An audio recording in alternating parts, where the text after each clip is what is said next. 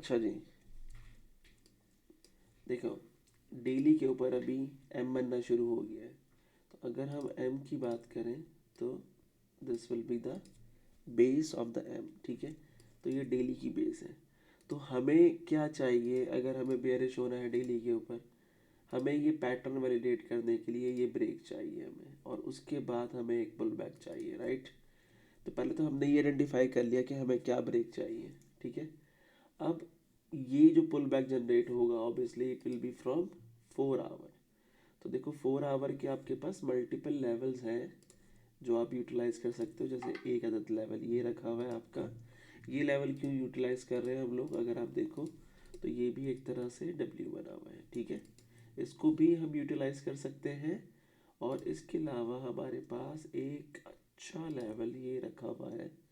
अब हमें इनको देखना है कि ये फ्रेश है कि नहीं है।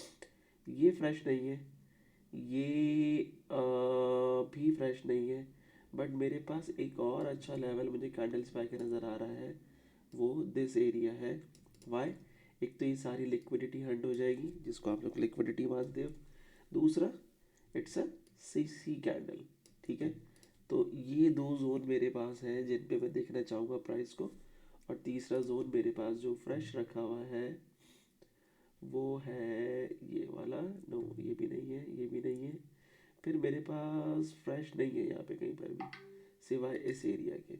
सो this area is fresh for me. So ये तीन की लेवल्स हमने मार्क कर लिए अपने पास बाउंस के लिए। This is not fresh but just keep it for the movement, ठीक है। अब इसका मतलब है कि मार्केट यहाँ से पुल बैक कर सकती है अगर ये डे बेरिश हो गया तो। और डे बेरिश होने के लिए हमें क्या चाहिए, हमें ये पूरा हिस्सा टूटा हुआ चाहिए। We want to see the price daily closing below this, हमें डेली क्लोजिंग इसके नीचे चाहिए, ठीक है। ये हमने आइडेंटिफाई कर लिया। अभी सारा जो हमें करना है फिलहाल के लिए, this one is also a good C C candle on daily, तो हम इसको भी वॉच कर सकते हैं, ठीक है। ऑन 1 आवर हमें 1 आवर पे क्या देखना है यहाँ पर आके, कि मार्केट इसके अराउंड कैसे बिहेव कर रही है। माइट भी पॉसिबल मार्केट क्या करे, मार्केट नीचे जाए वापस ऊपर आए, ठीक है।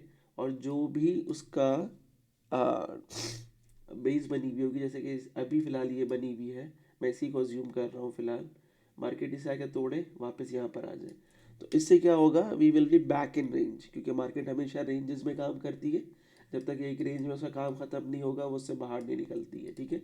तो हम ये कह सकते हैं कि we are back in range, और हम अपना फिर बायस पूरा बुलिश ही रखेंगे, हम उसको बेरिश में कन्वर्ट नहीं करेंगे।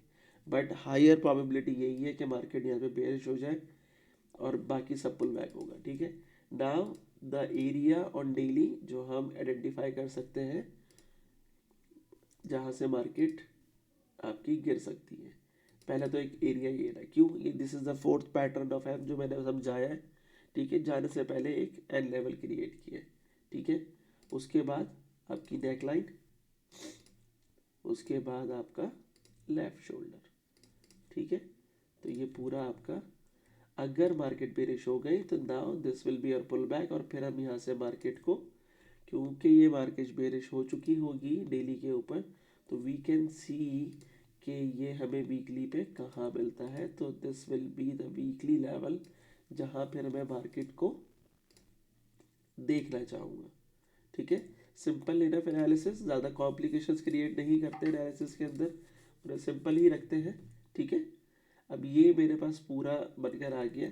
सो this is the plan which my team is executing right now, and we are waiting for any good long from here and then short from here. अगर यहाँ लॉन्ग नहीं मिलता हमें मार्केट में, मुझे फिर यहीं से लॉन्ग मिल जाएगा, राइट। तो फिर मैं इसको बेरिश नहीं कंसिडर करूँगा। I will keep going going with the market जब तक वो मुझे बेरिश सिग्नल ना दे दे, एटलीस्ट ऑन H4, ठीक है। उसके बाद मैं उसको वहाँ से शॉर्ट करूँगा। So this is the plan I am executing right now. Hope you get the idea. Take care, bye bye.